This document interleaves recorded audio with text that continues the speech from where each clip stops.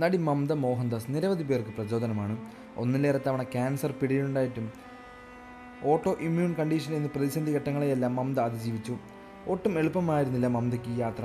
കരിയറിൽ വലിയ അവസരങ്ങൾ തേടി വരുന്ന കാലഘട്ടത്തിലാണ് മമത അസുഖബാധിതയാകുന്നത്. അന്ന് ചികിത്സിച്ച് ഭേദമായെങ്കിലും പിന്നീട് വീണ്ടും ക്യാൻസർ വന്നു. ഇതും മമത അതിജീവിച്ചു. മമതയുടെ ആത്മഹത്യാധൈര്യം നിരവധി ക്യാൻസർ ബാധിതർക്ക് പ്രചോദനമാണ്. മുമ്പൊരിക്കൽ മമത താൻ ക്യാൻസർ ബാധിതയായ നാളുകളെക്കുറിച്ച് പറഞ്ഞ വാക്കുകളാണ് ഇപ്പോൾ ശ്രദ്ധ നേടുന്നത്.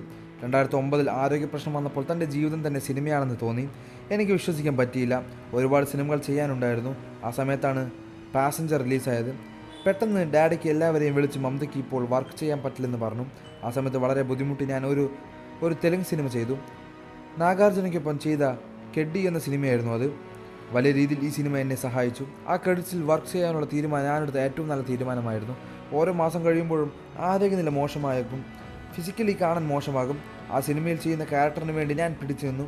ഷൂട്ടിലെ ആദ്യ ദിവസത്തേക്ക് പോലെ തന്നെയായിരിക്കാൻ ഞാൻ ശ്രമിച്ചു. അങ്ങനെ കെഡ്ഡി പൂർത്തിയായി. ട്രീറ്റ്മെൻറ്റ് പൂർത്തിയാക്കി ഞാൻ തിരിച്ചു വന്നു.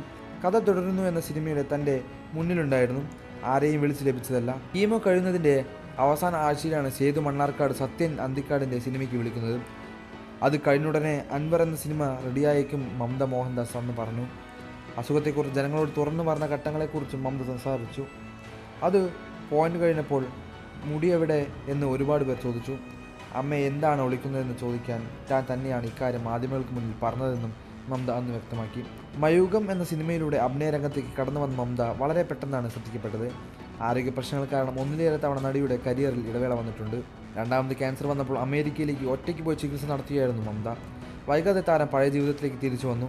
ഇപ്പോഴും തൻ്റെ അതിജീവിത കഥയെക്കുറിച്ച് മമത തുറന്ന് സംസാരിക്കാറുണ്ട്. മലയാളത്തിലും തമിഴിലും തെലുങ്കിലുമെല്ലാം മമത ഇന്ന് സിനിമകൾ ചെയ്യുന്നുണ്ട്. നടിയുടെ പുതിയ സിനിമകൾക്കായി കാത്തിരിക്കുകയാണ് ആരാധകർ. കൂടുതൽ വാർത്തകളും വിശേഷങ്ങളും അറിയാൻ ഈ വീഡിയോ ലൈക്ക് ചെയ്ത് ചാനൽ സബ്സ്ക്രൈബ് ചെയ്ത് സപ്പോർട്ട് ചെയ്യുക.